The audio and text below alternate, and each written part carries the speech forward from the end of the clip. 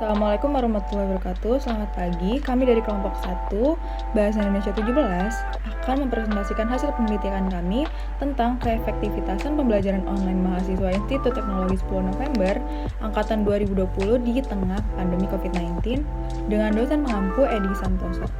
Perkenalkan, nama saya Imelda Priscilla dengan NRP 5004201047 dari Departemen Kimia. Halo, nama saya Muhammad Zakaria Alamin, NRP 5020201066 dari Teknik Kelautan.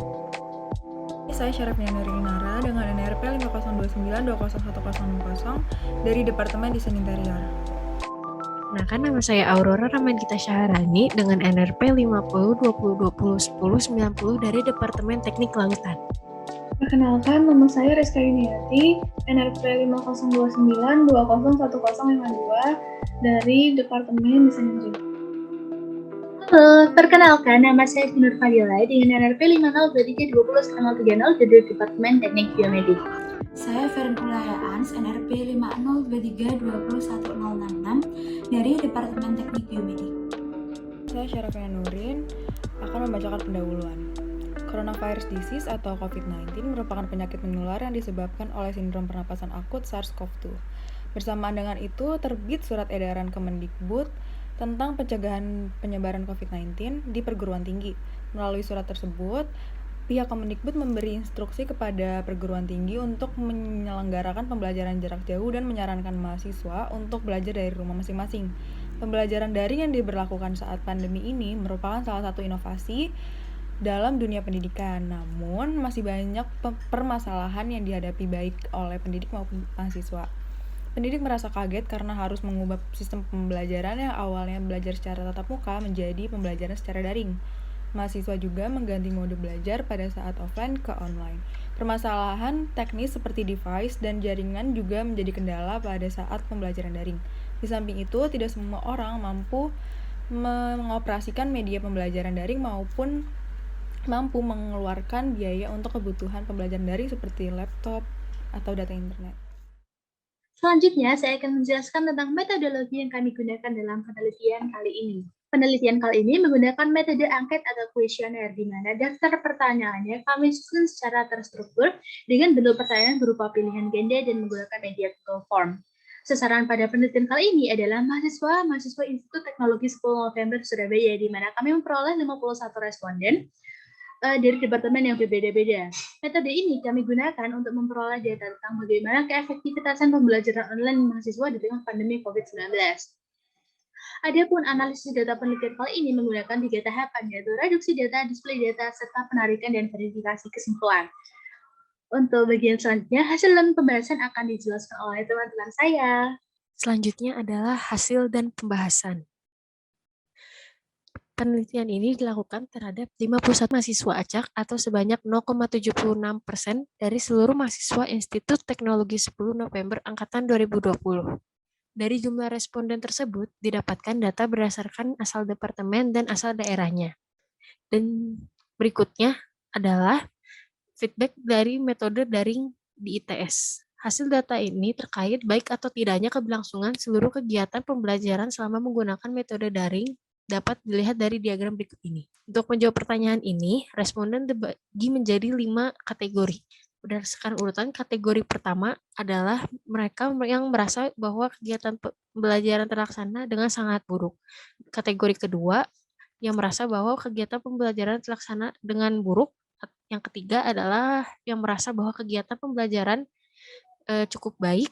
Yang keempat, bahwa pembelajaran ini terlaksana dengan baik, dan yang kelima atau yang kategori terakhir adalah mereka yang merasa bahwa kegiatan pembelajaran terlaksana dengan sangat baik. Dari diagram tersebut dapat dilihat bahwa mayoritas mahasiswa menjawab bahwa kegiatan pembelajaran di ITS ini selama menggunakan metode daring terlaksana dengan baik.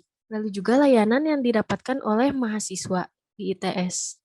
Layanan yang didapatkan oleh para mahasiswa di ITS ini selama pembelajaran daring dapat dilihat di diagram berikut ini.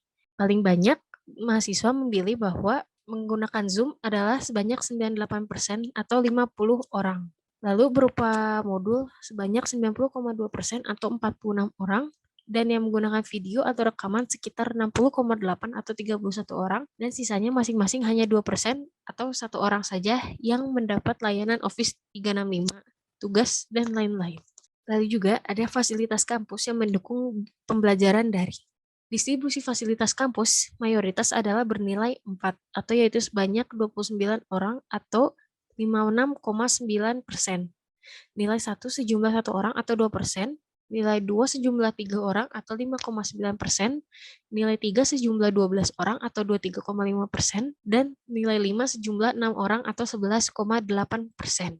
Berdasarkan hasil penelitian menunjukkan bahwa fasilitas pembelajaran daring yang diberikan oleh ITS dengan rentang nilai 1-5, rentang nilai 4 merupakan yang paling tinggi dengan angka mencapai 56,9%, yang artinya fasilitas kampus di masa pembelajaran daring sudah cukup memadai. Fasilitas kampus yang diberikan oleh ITS selama pembelajaran daring diantaranya adalah My ITS, Zoom Premium, Microsoft Office, kuota internet, dan lain-lain. Untuk tingkat pemahaman dalam pencernaan materi melalui video conference, dapat dilihat bahwasannya dari nilai 1 sampai nilai 5 dengan 5 sebagai nilai tertinggi, terdapat 2 orang memilih nilai 1, 10 orang memilih nilai 2, 19 orang memilih nilai 3, 20 orang memilih nilai 4, dan tidak ada sama sekali untuk memilih nilai 5. Lalu untuk pertanyaan berikutnya, pemahaman materi melalui video atau presentasi penjelasan, audio video, modul, PPT, yang dimana hal ini bisa kita akses materi tersebut kapanpun dan semau kita. Nah, dengan indikator yang sama, terdapat 1 orang memilih nilai 1, 8 orang memilih nilai 2, 17 orang memilih nilai 3, 24 orang memilih nilai 4, dan 1 orang memilih nilai 5. Dibandingkan dengan video conference tadi, nilai 4 ini memiliki jumlah orang yang lebih banyak, dan juga terdapat 1 orang memilih nilai 5. Ini berarti dengan melalui video penjelasan atau modul yang bisa diulang-ulang, ini sedikit lebih optimal daripada secara langsung dari video conference. Lalu pelayanan pengajaran dosen selama pembelajaran daring dengan indikator yang sama, di ITS ini terdapat 1 orang yang menilai 1, lalu 1 orang yang menilai 2, 13 orang menilai 3, 29 orang menilai 4, dan 7 orang menilai 5. Dalam hal ini dapat kami simpulkan bahwasannya sudah 50% lebih menganggap bahwasannya pelayanan dosen selama pembelajaran daring ini di ITS sudah cukup baik. Lalu untuk kendala selama pembelajaran daring, 82,4% ya mengalami kendala, sedangkan 17,6% memilih tidak. Selanjutnya adalah diagram yang menunjukkan beberapa kendala yang dialami mahasiswa selama pembelajaran daring di ITS. Di antaranya ada masalah jaringan, masalah perangkat, kendala pada akses internet dan kuota, kondisi rumah yang tidak kondusif, perbedaan zona waktu, mati listrik, tugas tidak sejalan dengan materi, tidak bisa belajar sendiri, ketidakmampuan diri, dan sulit memahami. Kendala yang paling banyak dialami mahasiswa adalah masalah jaringan, yaitu sebesar 35. Kendala terbanyak kedua yaitu masalah kondisi rumah atau tempat tinggal yang tidak kondusif, yaitu sebesar 20. Sementara kendala terendah yang dialami mahasiswa saat pembelajaran daring yaitu tugas tidak sejalan dengan materi, tidak bisa belajar sendiri, ketidakmampuan diri, dan sulit memahami yang hanya mencapai angka 1. Kemudian ada efektivitas metode pembelajaran daring.